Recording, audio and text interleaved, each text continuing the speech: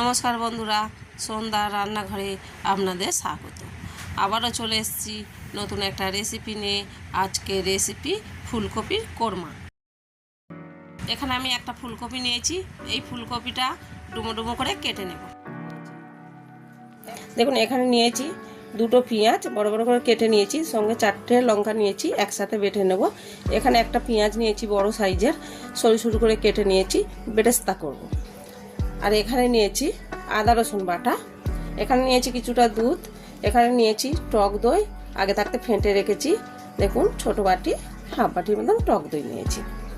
আর এখানে নিয়েছি দেখুন কাজু বাদাম, ভিজিয়ে রেখেছিলাম আগে থেকে, ধুয়ে রেখেছি, এটাও বেটে নেব। ফুলকপিটা বড় বড় করে কেটে ধুয়ে নিয়েছি। দেখুন, এখানে আমি কাজু বাদামটা বেটে নিয়েছি আর পেঁয়াজটাও বেটে নিয়েছি। দেখুন, এখানে আমি একটা কড়া বসিয়েছি, কড়ার মধ্যে কিছুটা জল দিয়েছি, জল গরম হয়ে গেছে। এর মধ্যে দিয়ে দেব 1 চামচের মতো নুন। দেখুন, নুনটা দিয়েছি, জলটা গরম হয়েছে, একটু নেড়ে নিলাম। নুনটা গলে গেছে। যে ফুলকপিটা কেটে রেখেছিলাম ওইটা আমি জলের মধ্যে দিয়ে দিচ্ছি। খুব বেশি ফুলকপিটা সিদ্ধ করব না, তাহলে ফুলকপিটা ঘেঁটে যাবে। অল্প একটু নাড়াচাড়া করে নামিয়ে নেব।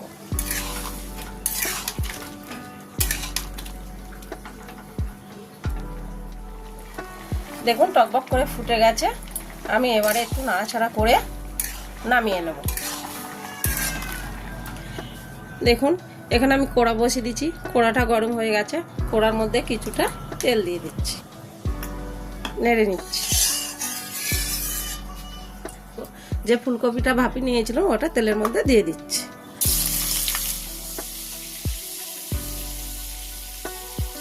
ফুলকপিটা হালকা করে ভেজে নেব। দেখুন, ফুলকপিটা ভাজা হয়ে গেছে, এবার তুলে নিচ্ছি। দেখুন, ফুলকপিটা তুলে নিয়েছি। যে পেঁয়াজটা কেটে রেখেছিলাম ওটা ভেজে নেব, ভেজে বেরেস্তা করে নেব। এটা নাড়াচাড়া করে ভেজে নেব যতক্ষণ না বাদামি কালার আসছে। দেখুন, বেরেস্তা হয়ে গেছে, লাল করে ভাজা হয়ে গেছে, তুলে নিচ্ছি। দেখুন, ভাজা হয়ে গেছে, তুলে নিয়েছি।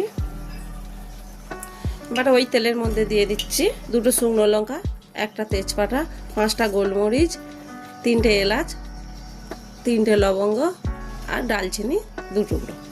এই সবগুলো দিয়ে দিলাম, দিয়ে ফোড়নগুলো ভালো করে ভেজে নেব। এগুলো ভাজা হয়ে গেছে।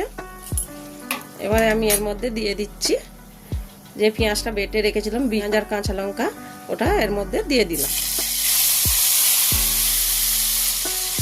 পেঁয়াজটা নাড়াচাড়া করে ভাজা ভাজা করে নেব।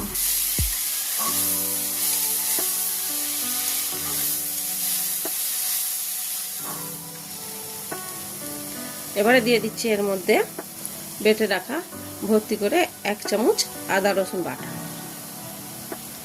আবারও ভালো করে সবগুলো নাড়াচাড়া করে ভেজে নেব।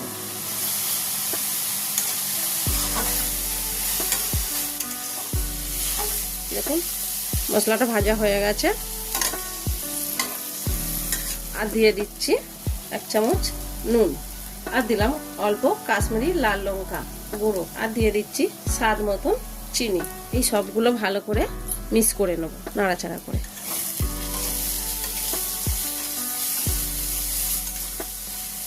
এই সবগুলো ভালো করে নাড়াচাড়া করে ভেজে নিয়েছি। এবারে দিয়ে দেবো এর মধ্যে বেটে রাখা কাজু বাদাম। আবারও নাড়াচাড়া করে ভালো করে ভেজে নেব।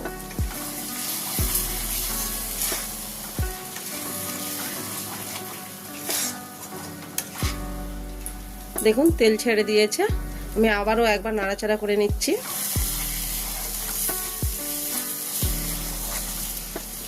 নাড়াচাড়া করে নিয়েছি। এবার এর মধ্যে দিয়ে দিচ্ছি ফেটানো টক দইটা। ফেটানো টক দই দিয়ে দিচ্ছি। ওই গ্যাসটা কম করে রেখে দিতে হবে, দিয়ে নাড়াচাড়া করতে হবে।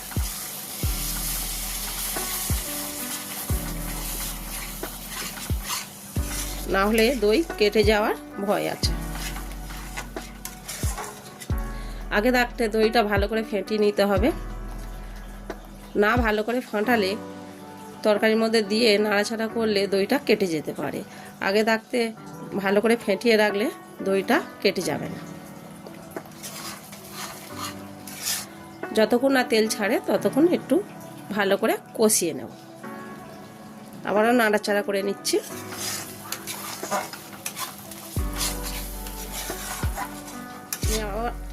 দেখুন কত সুন্দর তেল ছেড়ে দিয়েছে। দেখুন আমি আবারও একবার নাড়াচাড়া করে নিচ্ছি।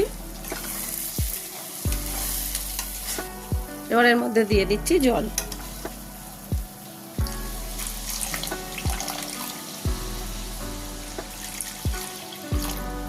জলটা দেওয়া হয়ে গেছে, আবারও একবার নাড়াচাড়া করে নিচ্ছি।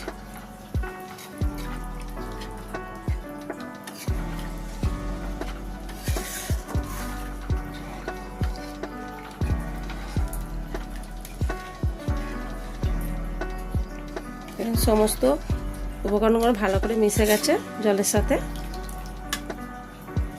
এবার এর মধ্যে দিয়ে দিচ্ছি যে দুধটা রেখেছিলাম, ওই দুধটা দিয়ে দিলাম। আপনারা যে প্যাকেট দুধ কিনতে পাওয়া যায় ওই প্যাকেট দুধ দিতে পারেন, বা 10 টাকার প্যাকেট পাওয়া যায় ওটাও দিতে পারেন। আমি প্যাকেট দুধ কিনে এনে দিয়েছি। এবার এটাকে ফুটতে দেব। দেখুন জলটা ফুটে গেছে, আমি আবারও একবার নাড়াচাড়া করে দিচ্ছি। ভেজে রাখা ফুলকপিটা দিয়ে দিলাম, দিয়ে আবারও একবার নাড়াচাড়া করে নিচ্ছি। 10 মিনিট ঢাকা দিয়ে রাখছি। 10 মিনিট হয়ে গেছে, খুলে দেখছি। দেখুন কত সুন্দর দেখতে হয়েছে। যে পেঁয়াজটা ভেজে রেখেছিলাম ওপর থেকে ছড়িয়ে দিচ্ছি।